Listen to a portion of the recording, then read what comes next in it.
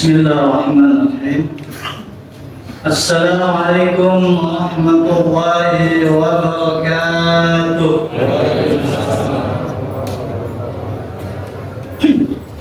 Innal hamdalillah nahmaduhu wa nasta'inuhu wa nastaghfiruh wa na'udzu billahi min shururi anfusina wa sayyiati a'malina.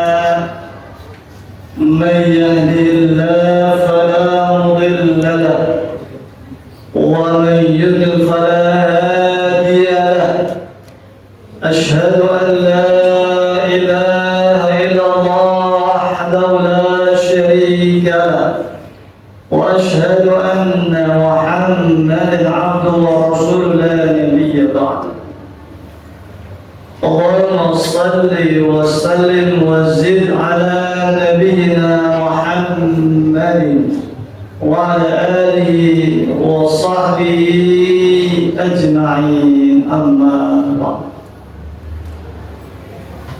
Hadirin jamaah rahimakumullah wa azzakumullah. Alhamdulillah alladzi bi ni'matihi tatimmu shalihat. Segala puji bagi Allah yang dengan segala nikmatnya sempurna segala kebaikan. Allah Subhanahu wa ta'ala masih banyak memberikan kepada kita nikmat yang tadi juga telah disampaikan oleh pembawa acara tentang nikmat tersebut. Maka orang yang beriman saat menyadari dengan benar bahwa semua nikmat tersebut akan nanti diminta pertanggungjawabannya di hadapan Allah Subhanahu wa ta'ala. Sebagaimana akhir surah At-Takatsur Allah berfirman, "Tsumma latus'alunna yawma idzin 'anil na'im." Kemudian kalian pasti akan ditanya itu di hari kiamat tentang kenikmatan. Maka jadikan segala nikmat tersebut sebagai wasilah, sebagai perantara untuk kita meningkatkan ilmu dan amal. Karena tidak ada amal tanpa ilmu. Al-ilmu qabla qawli wal amal. Ilmu sebelum berkata dan beramal. Jamaah rahimahullah wa azzaqullah. Termasuk juga nikmat yang Allah berikan kepada kita adalah kita kembali Allah pertemukan dengan bulan yang penuh keberkahan, Syahrul Mubarak, bulan Ramadan. Ini nikmat yang besar yang sebenarnya jangan kita sia-siakan, karena tidak semua manusia Allah berikan kesempatan untuk mendapatkan bulan Ramadan. Maka bergembiralah kita dengan hadirnya bulan Ramadan. Berkata Imam Ibn Rajab rahimahullah, "Kaifa la yubashshirul mu'min bi fathi abwabil jinan." Bagaimana tidak digembirakan orang beriman dengan dibukakannya pintu-pintu surga. Wa kaifa la yubashshirul mudhnim bi ghalqi abwabin niran. Dan bagaimana tidak digembirakan pelaku dosa dengan dikuncinya pintu-pintu neraka. Wa kaifa la yubashir al-aqil bi waqtin yughal fi syayatin. Dan bagaimana orang yang berakal tidak digembirakan di satu waktu ketika dibelenggu syaitan. Bulan Ramadan memberikan kegembiraan kepada semua orang. Orang beriman bergembira karena akan dapat meningkatkan iman dan amalnya, meningkatkan ketakwaannya. Allah balas amal dengan berlipat-lipat ganda, sehingga derajatnya di Allah Subhanahu wa taala pun bertambah. Dan dia bersemangat untuk mengerjakan segala amal saleh, baik yang wajib maupun yang sunnah, yang mustahab. Dilahap habis amal tersebut. Salat, puasa, sedekah, tilawah, bahkan amalnya justru semakin meningkat di tengah penelitiannya. Orang-orang yang berdosa bergembira dengan datangnya Ramadan. Kenapa?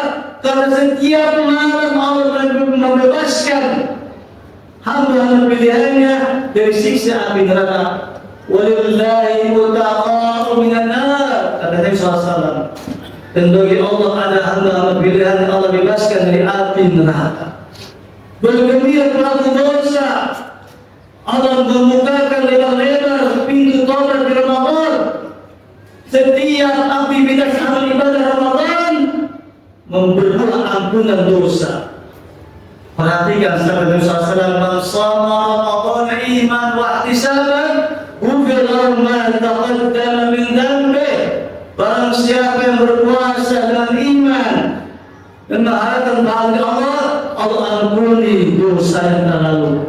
Man qama Ramadan imanan, hadis yang lain. Dan barang siapa yang melaksanakan qiyam Ramadan dengan iman dan ihtisab, mengharapkan pahala dari Allah, ghufira lahu ma taqaddama min dhanbihi. Allah ampuni segala dosanya. Setiap amalnya Ramadan berdoa ampunan dosa. Bagaimana mungkin tidak bergembira pelaku dosa? Di saat itu juga dibelenggu syaitan, tidak bisa leluasa menggoda anak-anak.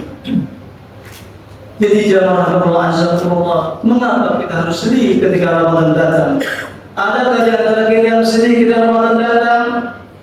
Atau justru Ramadan membuat kita semakin sempit? Sungguh ini sangat tidak masuk akal. Jamaah Allah, kalau itu yang terjadi, kalau itu ada pada sebagian kita merasa sesak, merasa sempit dengan Ramadan, ketahuilah itu karena faktor dosa-dosanya. Kami antara bahaya dosa adalah membuat berat untuk beramal soleh, tidak merasakan kelezatan dalam beribadah. Ini di antara dampak besar dosa. Hilang kelezatan dalam beribadah, hilang semangat untuk beramal. Dosa telah membelenggu dirinya. Seorang pernah datang kepada Imam Hasan Al-Basri rahimahullah, mengadukan dirinya tidak bisa salat malam, berat dan salat malam. Maka kata sang imam, "Wayadat sekian dunubu, dosa-dosa telah membelenggu dirimu." Al-Imam Ibn Jauzi rahimahullah dalam kitab Qasaidul Khatir beliau mengatakan bahwa di antara bentuk hukuman terbesar bagi pelaku dosa adalah dia tidak sadar sedang dihukum atas dosanya. Dia tidak menyadari bahwa sebenarnya dirinya sedang dihukum oleh Allah Subhanahu wa taala atas dosanya. Dia tidak menyadari. Dia anggap Allah yang memberikan hubungan kepadanya. Kenapa? Karena semuanya enak-enak saja, semuanya lancar saja, pasrul yang disambut Allah Subhanahu wa Ta'ala. Demikian juga bahkan dia bergembira dengan dosanya, dia bangga dengan dosanya. Bahkan yang lebih parah lagi, kemaksiatannya dia posting di medsos, dia viralkan kemaksiatannya, dia banggakan. Wal'iyadzubillah. Dan yang lebih berat lagi jawab rahimahullah, wala yahzanu li fawti ta'ah. Orang yang banyak berdosa, dia tidak merasa sedih, tidak merasa gelisah ketika luput darinya ketaatan. Dia tidak merasa sedih ketika dia tidak bisa melaksanakan ketaatan. Dia merasa aman-aman saja. Padahal orang yang beriman sesungguhnya akan gelisah resah kalau tidak bisa melaksanakan ketaatan. Nah, orang beriman tidak suka kalau dosanya nampak di hadapan orang yang lain.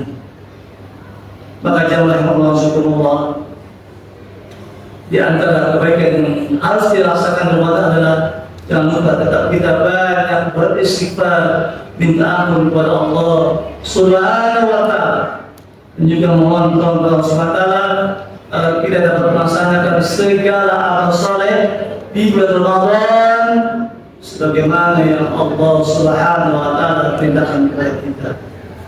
Barangkali ini ceramah tarawih yang bisa Al-Faqih sampaikan, semoga yang singkat ini bermanfaat bagi kita semua, dan semoga senantiasa kita diberikan kemudahan, kesehatan, kelancaran, istiqamah untuk melaksanakan segala ketaatan dan menjauhi segala dosa dan maksiat.